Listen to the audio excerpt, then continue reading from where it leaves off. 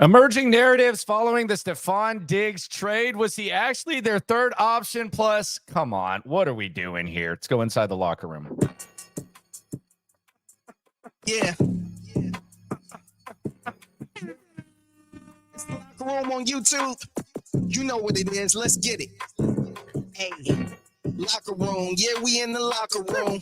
Texas talk. Yeah, you know what we about to do. All right, this is why I love sports so much. They're fluid. Sports are fluid. Shout out to one of my mentors, Jean-Jacques Taylor, for saying that. Sports are fluid. The reaction never ends. And I think that's been the case with the Stefon Diggs trade. There's been three narratives that have emerged since the Texans made the move. A lot of them are pretty fair. And before I get into this, I actually want to shout out the Ringer. I want to shout out Austin Gale for some of his writing, and you can go check it out at the Ringer. Austin Gale. I mean, just look how long this thing is right here. I mean, it's a long form, very well thought out, very well laid out article about Stefon Diggs, the pros and cons, and I think Austin Gale brought up some interesting points when it comes to this Diggs trade. And there are points that we've talked about, but the reality is, this is we're local.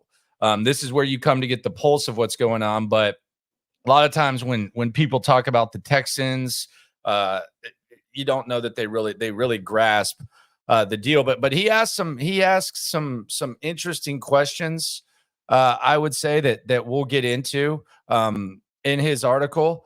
And these are the big questions that have been asked about Stefon Diggs. Question one was, why the hell did the Texans trade a likely top 50 pick for 1 year of Diggs services? And I've seen mixed reviews on this. I've heard people praising Nick Caserio for this, including my co-host John Lopez, who you can hear with me Monday through Friday, 10 to 2 Central, Sports Radio 610, the Odyssey app, and right here on YouTube.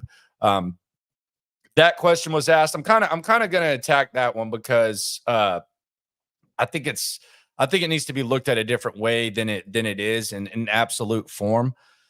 His next question was, why did Diggs' production drop off in the second half of last season? Now, he does mention the offensive coordinator, but he also provides some interesting advanced stats that I think you'll like because that's kind of what the Ringer does.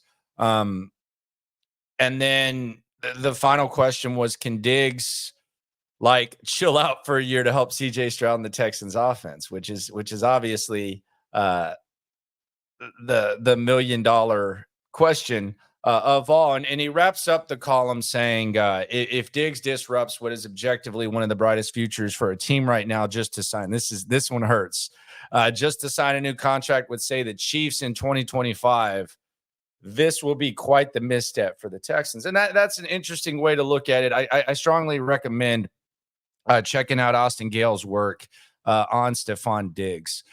There have been three narratives about this trade that have kind of emerged that I kind of find a little bit funny.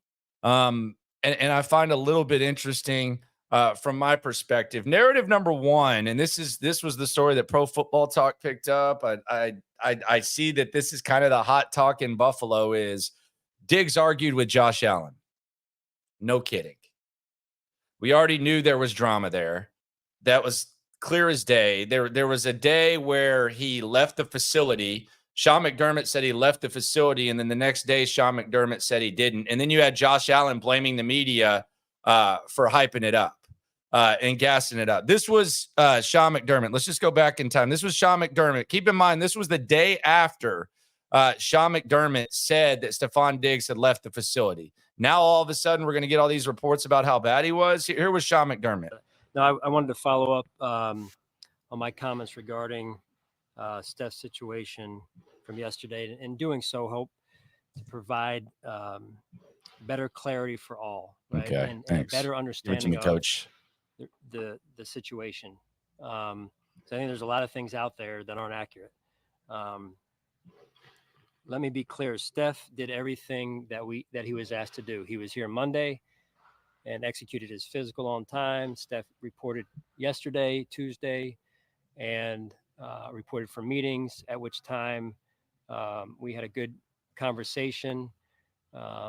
great communication, and we got to a point yesterday where we just felt like we all needed a break and some space. And so I gave Steph permission to get some space and head out, and then picked up those conversations after practice. Okay.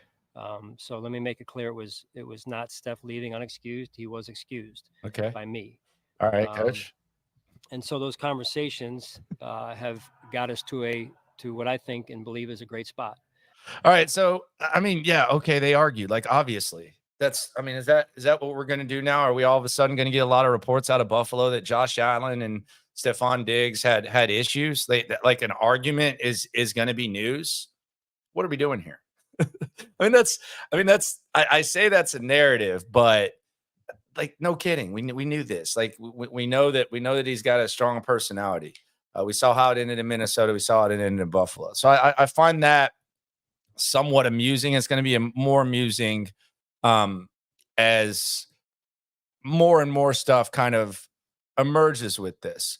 Here's narrative number 2, and I think this is interesting. We've talked about, Keenan Allen being the initial plan at wide receiver for the Texans and them ending up with Diggs, but we heard the reports.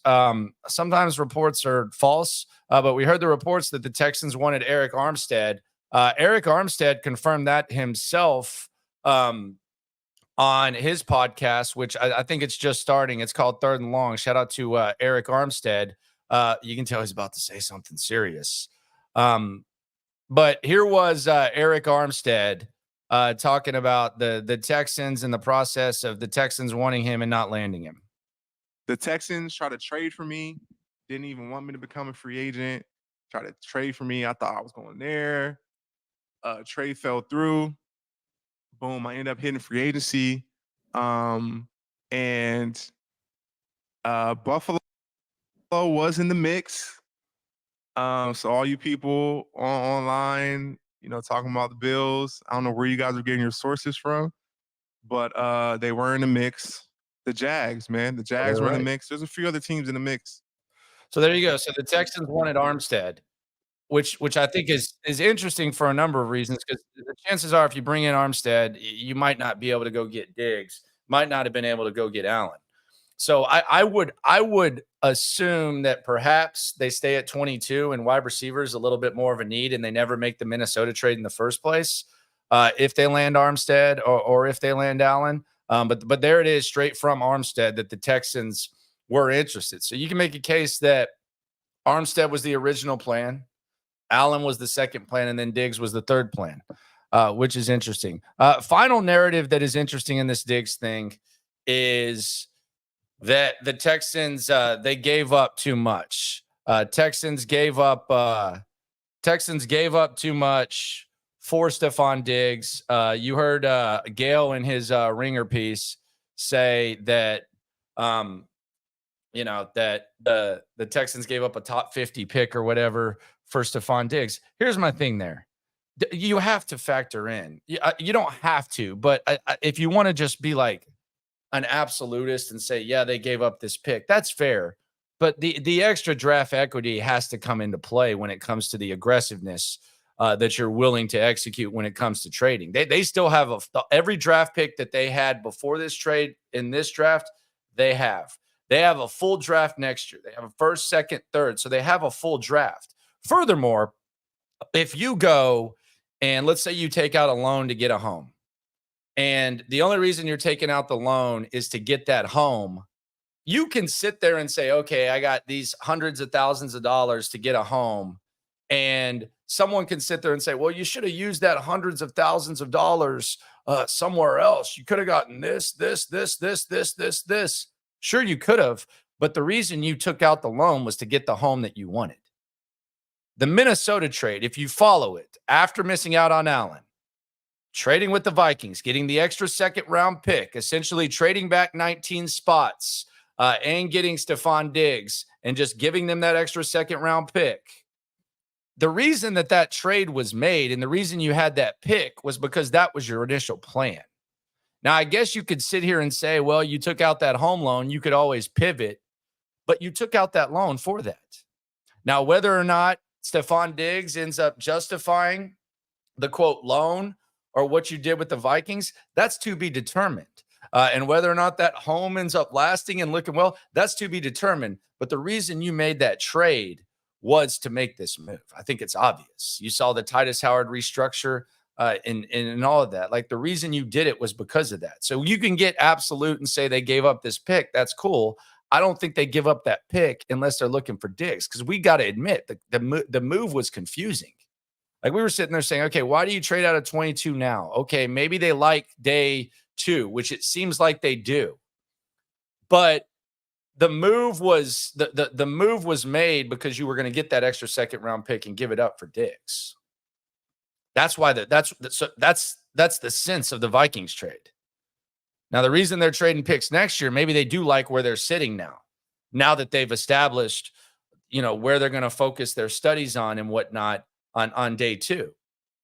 But I think it does need to be taken into account. They quote took out that home loan, or they made that Vikings trade to go get Diggs. Now, whether you think that's good or bad, that's to be determined. And I think there's a lot of good reasons that to be on either side of it. But I think I think it does need to be taken into account. They did that Vikings move to trade that extra second round pick for Diggs while trading back 19 spots. That's why it happened. We know this. It's not easy. You can follow the clues. Another clue that I think we might need to keep an eye on as the draft approaches. And speaking of the draft, if you're in town, Daily Sports Club on the final day of the draft, 11 to 5. Already talked to them. They're going to have the sound on inside. Myself, Cody Stutes of Houston Football. We're going to be there. This is not a radio event. This is our YouTube community event, and radio people for sure come through as well. And Figgy Fig Media, really the one that put this together. Best in the world at what he do. And quite frankly, what he does is expanded. But Daily Sports Club, there's parking garage attached. It's a great spot. We'll have some specials. We'll have some surprises for you out there as well. And we're just going to chop up and talk about the draft. But I think that's something to keep an eye on is if we saw them whiff on Keenan Allen and then pivot to Diggs, if the initial plan was to get Eric Armstead and they whiffed on that, could there be someone on the D line that they like in the draft? What's their pivot going to be there? Or how desperate do they feel that is? It's going to be interesting. Again, sports are fluid. The dialogue is great. The conversation is great. Those are the top 3 narratives. Drama in Buffalo, no kidding. Eric Armstead confirms that he might have been that first choice.